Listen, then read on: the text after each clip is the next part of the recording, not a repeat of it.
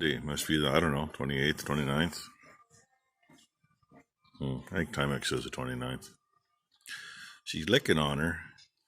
I haven't seen her clean her up since she was born, but I know the calf's been cleaned, so. And Mom said last night after she fed the back barn and she made her rounds through here after we had fed, that the calf was eating a little bit. Still not sure how much of it's the calf ain't smart enough and how much the cow ain't smart enough. Bad enough when you got a 2-year-old for a first calver. Worse when it's a 3-year-old. They didn't pay attention when they were younger and watching everybody else. And there's a few of them that are getting closer. There's still two 3-year-olds out in this group. And then there's these ladies. They're not quite practicing their social distancing, but realistically, if you go from nose to nose, most of them are at the required distance. Of course, they're not leaving the place to go rub noses with somebody else anyway. Oh, well, I just thought I'd show you that. Baby getting some lovin's. I wish the baby was back there eating right now. Get a little shot of that too, but oh well, it is what it is. Baby's loving getting lovin's, loving some attention, acting like she wants to eat, but she's at the wrong end. I'm tired of having to lock her up. She needs to figure it out, so spin you around before I fall off. Yes, I was walking the plank. So, oh well. Find you some more later. It's still Sunday the 29th. We've been wondering about this calf. I mean, obviously she's strong. Can't tell that, can you? Did a little checking. Her breathing isn't what it should be. She's 28 for resting breath. Yeah, she should be twice the breath she is, probably at least twice the rate or more. Figuring out what she might be short in. She just got a steroid shot, which will help with her lungs. We use it on all the premature ones. Oh, here, I might be able to make it a little easier so you can see. Something else we noticed this morning. Didn't notice it the other day. See if we get a smile out of her. The dog got out of the way. That red right around there. Her teeth are still got a little cover. Okay, she's been out for a few days now. We didn't notice the teeth had the cover on them before. Before they're born, their teeth are completely covered in membrane. If they're, 26. yeah, so she's 3 days old. 3 days and she's still got some cover on them. I'm not sure why it didn't get noticed before. I didn't personally look. You know, you look, you're in a hurry. So she is early. By what I see on her teeth right now and experience, she's actually probably almost 2 weeks early. Which by what we had for a breeding date, I believe would be pretty much in line, so that would have been a good date. Yeah, because it would have been a 7. So now I can say we've had the first premature calf of the year after she's 3 days old. We've had them where the teeth have been completely covered with membrane. And that's something we look at if we think we got one that's preemie. Always look in their mouth. And, you know, big enough calf, didn't think about it. They don't all come out all filled out. She'd have got another 2 weeks. She'd have been a couple inches taller probably. And that doesn't help the calf as far as being ready to work on mama. Best thing we did do was milk mom out that first night and get some milk in the calf for sure. Hopefully, I mean, she's still alive now. She's most likely going to live. Hopefully this helps. She breathes better. She'll have some oxygen in her head and she'll smarten up. We also just gave her a little bit of multi-min just because it sure doesn't hurt. Selenium deficiency is one of the things that can cause some of what she's been doing. Not a whole lot of it, but number one and I spent the last half hour sitting in the shop talking about what's going on. Since I paid it. This. Yeah, she got to show off her toys. The lung sounds aren't bad. I mean, the biggest thing we worry about with preemies is that the lungs aren't developed enough. Obviously, she's got a pretty good start, but by now she would have ended up with pneumonia if she was any less developed when she came out. But look at her ears. So we're checking her temp regularly now. It is normal today. It's 102.1, which is fine. I'm not going to jump on it about that. Tomorrow, if it's 102.5 or better, she's going to get treated for pneumonia. Right now the lungs are clear. They're just not working as well as they should. So that's an update for this one for now. We'll know more in the morning. Good mama. I mean, I don't think we're going to lose her. I think it's just a matter of we need to keep a closer eye on her for a bit. And her mother both need to learn a little bit. Mama's actually come around quite a bit.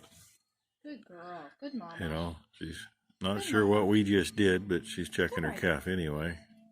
You missed it. She was laying down and I was checking her heartbeat and everything. And Mama comes up right next to me. And she licked the calf's head and then sniffed my hand when I was watching Dad's watch because my Fitbit doesn't time it so I could check her heart rate. And she comes up, she licks me and just stands there and waits ever so patiently. And this cow has never done that in her lifetime. But she was good. So, there you heard it. I'll most likely get more, but in case I don't, And hey, a quickie, I have officially YouTube and YouTube Studio both say I have broke 700 subscribers. Well, we have. It's not just me doing this stuff. I may be the main one filming, but it's not just me. I appreciate that. Yes, thank you to everyone that subscribes and comments. It's very humbling to know that there's so many people out there that enjoy watching our videos. It is also very humbling to know how many feel the same way we do about livestock production. Most of if you haven't seen it, I did a rant the other day after watching somebody else's video. I've avoided saying the name, but hey, what the heck, Stony Ridge Farmer. Not that I want to give the man a shout out. He don't need it. He's got way too many subscribers that think he's God's gift. And he is not. He has good content. I don't watch him regularly, but I've watched him before. If you're into the homesteading or, just kind of taking care of the land and doing stuff, gardening, whatever, okay, I think he has really good content for most of that stuff. Obviously, when it comes to livestock production, number one, he's afraid of the cows. I mean, you could see the fear in his face. He didn't want nothing to do with getting any closer than 50 feet from a calf that he could have saved. Animal husbandry. If he'd done a little studying up first and had half a clue and wasn't afraid of them, maybe he'd be okay at it. My opinion, he's not. He shouldn't. If he's going to do it, he should have somebody there that knows what they're doing to keep track of things, and he should be willing to help. And you do not blame the cow, nor the place that you got them from at all. That makes you a chicken shit in my book, because you're not going to blame yourself for something that you could have avoided easily. The cow that had the dead calf. Okay. By all counts, from what you can tell, the calf was alive when it came out. He says it was breech. Well, breech calves don't come out on their own. Breech calves cause dead cows if you don't take care of it. Period. They cannot come out. We've dealt with them before. Breech calves, quite frankly, I call the vet. Because the first thing the cow gets is a shot in the back end to shut everything off. Because I don't know about you, but she outweighs me. She's a hell of a lot stronger than me. If her uterus is trying to push, I can't overcome it. I can try to sneak a little push here and there between contractions, but you can't shove a calf all the way back in and get it turned between contractions. There's no way. So, okay, my stance on breech. I think I was 12 years old when I experienced my first one. Mom and Dad were gone to breakfast in town with some friends. Sunday morning, I get up, check cows. I'm looking at this strange mucus that's underneath the cow's tail, and she's just pushing like crazy, and nothing's going on. I went in to, be the responsible kid. And I'm going to find where this calf is, see if it's frontwards or backwards. The strange mucus that I saw was not mucus. It was the calf's tail. We did save that calf. Knock on wood. We have never lost a breech calf. Why? Because we pay attention to what's going on. And if we have one, the very first thing is you call the vet. And keep in mind, that was 40 years ago. Yes, vets knew how to do it then. Yes, they had the drugs then to be able to put the rear end out of gear and keep them from pushing. And the worst part is, too, you do not leave a cow under any circumstance. Let her push and try to have a calf all day by herself. Our rule of thumb is 2 hours. Maximum. If they cannot do anything in the 2 hours or we find something wrong, we go in, we help them. If you don't help them, you're going to have dead all the way around. So that kind of brings me to another famous one. And this one, hey, I love the man. If he was much closer, we'd call him once in a while. Dr. Pole. Everybody knows of Dr. Pole. If you don't, go check him out. I know there are some videos here on YouTube. And the show is on one of the Animal Planet, Nat Geo, Animal Planet, whatever. I find it difficult to wrap my mind around how many beef producers he services who don't have facilities and who call him 2 days after this calf is half out of a cow. Well, how would you like to be hanging half out? You can't breathe, you can't eat. If you've gone far enough that the cord's broke, every time you try to breathe, well, you're trying to push mama's hips apart and that don't work. And as soon as the cord's broke, mama's not feeding you. You got to get out and feed yourself. And I don't know. He sees way too many of those weird ones like that. It just drives me crazy. But, 'tis what it is. Our old vet, when I was a kid, he's long since retired and passed away many years ago now. He put it this way. He didn't care if you had 1 cow or you had 1,000 cows. You better have a squeeze chute, because you can't work on them without. Now, we do a lot of stuff without the squeeze chute. Calving, we don't use a squeeze chute. Once in a while, the head gate, most of the time the lock-up's just to get them caught so we can get a halter on them. And I don't like them actually standing with their head in the lockup while we're working on them, pulling a calf. Because if the cow goes down, you break her neck, well, now you got a calf and you got a dead cow, if you're lucky. So we put a halter on and get their head out of the head gate. We got to chase them around a little bit more, but the nice thing is this gate swings. It's all right, Mama. Good girl. That'll help hold one. Good Mama.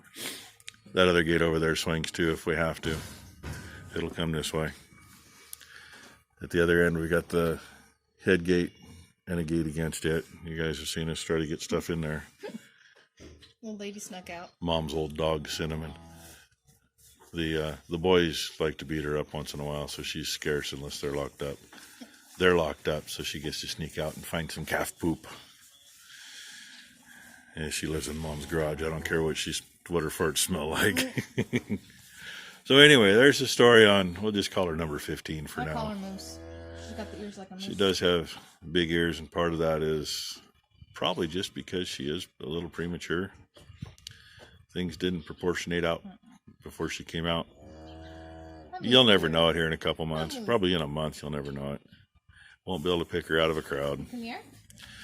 All right, well, hey, that's already 12 minutes of just her and our ramblings. And I've already got a little bit of her earlier. Yeah, come here. So I'm going to call this one good. Thank you for watching. Thank you all for being such great subscribers. Common sense and a little bit of knowledge go a long ways. And by the comments I receive, common sense isn't dead yet, people. Thank you very much. Hit the like, subscribe if you haven't. I appreciate the comments. I try to get back to all of them. Sometimes it's just a smiley face or a thumbs up, or I just like it and hit the little heart button. And if you ever have questions on what we're doing, or if you just have a random question that you don't know about, please ask. We will make sure that we comment back to you the best we can. And some of you have asked, and I have given the best answer I can give. Do I know everything? No. Do I know how we do things? Yes. Do I see a lot of things others do that I don't think much of the way they do them? Yeah, it happens. And if you ask us an off-the-wall question that we don't necessarily know, we will research it, and we will look into it, and we will get back to you and answer the best that we can no matter what. There's the one that just volunteered for that. Sucker. I do. I always pay attention to the comments. Okay, everybody. Rainey says thanks for watching. Happy girl. She also says it's about lunchtime too, so I'll throw this up at lunch. That way it's current. Everybody can see it. And you'll see just how she's doing. You know, we don't expect miracles, but we want to keep them all alive. That's the plan. Hi, Grandpa. Thank you for watching.